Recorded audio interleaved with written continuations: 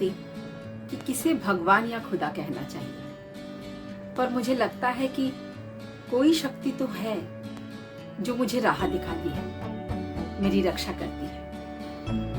जिंदगी में कई मुसीबतों का सामना किया, बाढ़, भूकंप, आग, चोरी, डकैती, वो हर दुर्घटना जो हो सकती है मैंने देखी है। लेकिन हर बार मैं सही सलामत बच गई और मुझे जिंदगी का शुक्रिया अदा करने का मौका मिला। जाने अनजाने कहीं से कोई मदद मिल जाती है और जिंदगी फिर से संवर जाती है।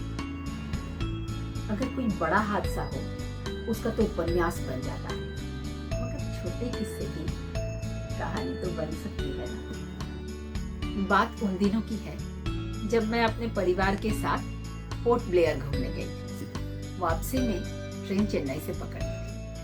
7-8 महीने का मेरा छोटा बेटा मेरी गोद में था, बाकी सारा सामान और मेरा 5 साल का बड़ा बेटा मेरे पति संभाल रहे थे। जैसे ही ट्रेन आने का समय हुआ, अचानक पता चला कि हम जहां खड़े हैं ट्रेन वहां नहीं, दूसरे ही तरफ के प्लेटफॉर्म पर आने वाली है। सभी यात्रियों के पास पटरी पार करके उस तरफ के प्लेटफॉर्म में जाने के अलावा और कोई चारा नहीं था।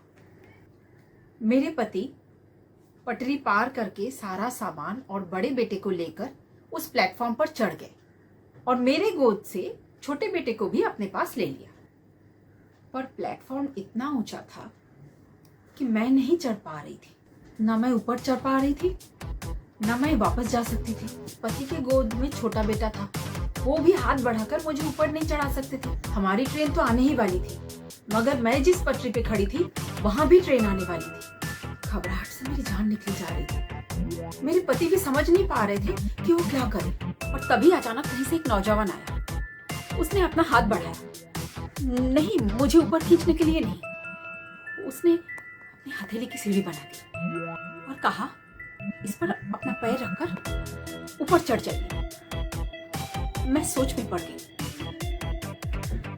दोनों तरफ से ट्रेन आ रही थी। एक ट्रेन अगर मैं नहीं पकड़ पाई तो मैं अपने घर नहीं पहुंच पाऊंगी, और अगर दूसरी ट्रेन ने कहीं मुझे पकड़ लिया तो मैं सीधे ऊपर वाले के घर पहुंच जाऊंगी। बस पल भर का समय था। और उस पल वो नौजवान मेरे लिए फरिश्ता बनकर आया था। मैंने उसकी तरफ देखा, वो मेरी परेशानी समझ गया था। उसने अपनी आंख मूंदी और मुस्कुराकर कहा, चढ़ जाइए। झट से हथेली पर पांव रखकर मैं प्लेटफॉर्म पर चढ़ गई। दौड़कर ट्रेन पकड़ ली। पीछे मुड़कर मैंने उसको धन्यवाद